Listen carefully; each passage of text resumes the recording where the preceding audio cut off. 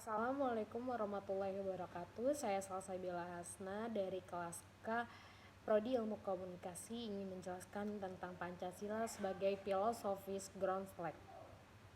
Mata kuliah Pendidikan Kewarganegaraan. Pancasila sebagai filosofis ground flag telah mampu mempersatukan seluruh bangsa dan tanah air dari Aceh sampai Irian. Pancasila telah membuktikan dapat mengatasi pergolakan-pergolakan politik seperti peristiwa 3 Juli 1946, pemberontakan PKI Musa di Madiun September 1948, agresi militer Belanda 1 pada Juni 1947, dan agresi militer Belanda 2 Desember 1948. Demikian pula dalam menghadapi gerakan Darul Islam yang dicetuskan Kartosuwiryo 7 Agustus 1949. Separatisme PRRI Permesta yang membahayakan persatuan dan kesatuan bangsa, dan peristiwa Gestok 1965. Gerakan ini pun dapat kita atasi berkat keampuhan Pancasila. Sejak 1965 sampai 2015, kita sebagai bangsa dan negara melalui berbagai fase pembangunan di segala bidang, terutama ekonomi dengan segala dinamikanya masih terus berproses untuk mewujudkan cita-cita membangun masyarakat yang adil dan makmur dengan lebih memantapkan persatuan dan kesatuan bangsa. Dalam era high-tech saat ini tentunya kehidupan berbangsa dan bernegara semakin kompleks dan multidimensi persoalan dan tantangannya. Arus deras globalisasi semakin tidak terbendung menembus sampai di wilayah dan masyarakat pegunungan dan pantai. Globalisasi menggambarkan suatu proses penyebaran berbagai hal ke seluruh penjuru bumi ini, menyangkut berbagai bidang antara lain bidang politik, bidang ekonomi, bidang militer, informasi, ilmu pengetahuan dan teknologi atau iptek, demokrasi, dan sosial budaya.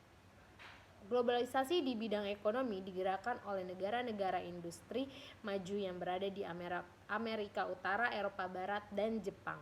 Sebenarnya proses penyebaran globalisasi itu sudah lama terjadi berabad-abad sebelumnya, hanya belum secepat dan seluas sekarang. Globalisasi biar membawa dampak positif maupun berdampak negatif. Fenomena dalam bidang politik adalah semakin berkurang kemampuan negara untuk mengontrol kepatuhan warganya karena globalisasi bukan saja mengakibatkan internasionalisasi barang dan jasa, melainkan juga internasionalisasi nilai-nilai demokrasi dan hak asasi manusia, serta meningkatnya intensitas kontak dan kepentingan pihak-pihak yang terlibat dalam proses globalisasi. Dalam bidang ekonomi adalah negara makin terjebak dalam hutang luar negeri, makin sulit bagi suatu negara untuk mempertahankan kebijakan ekonomi yang merdeka karena secara faktual kegiatan ekonomi telah menghilangkan batas-batas teritorial negara. Terjadi proses pemiskinan massal. Ketidakberdayaan dalam bidang kebudayaan adalah suatu bangsa tidak mungkin lagi menghindarkan diri dari pengaruh peradaban global karena makin intensifnya interaksi antar bangsa melalui berbagai media komunikasi yang makin murah dan tersebar sampai pucuk-pucuk gunung dan pinggir-pinggir pantai. Imperialisme budaya.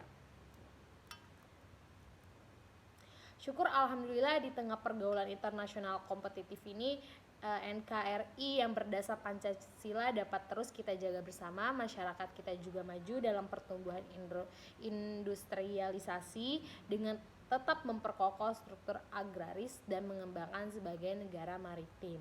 Negara kita harus terus meningkatkan dan melaksanakan program-program untuk meningkatkan kesejahteraan rakyat serta mengembangkan kecerdasan kehidupan bangsa dan menyempurnakan program bela negara. Selain itu tetap aktif dalam menjaga perdamaian dunia. Kita harus membuktikan Pancasila sebagai filosofi ground flag lebih hebat dari paham-paham dan ideologi luar negeri, bukan dengan wacana dan teori perbandingan saja, akan tetapi kita buktikan dengan perbuatan, dengan cara menghayati dan mengamalkan. Hanya dengan demikianlah ketahanan nasional kita akan makin kokoh dan makin mantap. Oleh sebab itu memahami dan menghayati Pancasila dalam menghadapi segala macam ancaman, tantangan, hambatan, dan gangguan dari dalam negeri dan luar negeri dalam bidang apapun. Harus kita hadapi dengan pengalaman, dengan contoh dan perbuatan, terutama para pemimpin bangsa, para elit yang sedang mendapatkan amanah dari rakyat, memegang kendali kekuasaan negara dan kepemerintahan. Sekian dari saya, kurang lebihnya mohon maaf. Wassalamualaikum warahmatullahi wabarakatuh.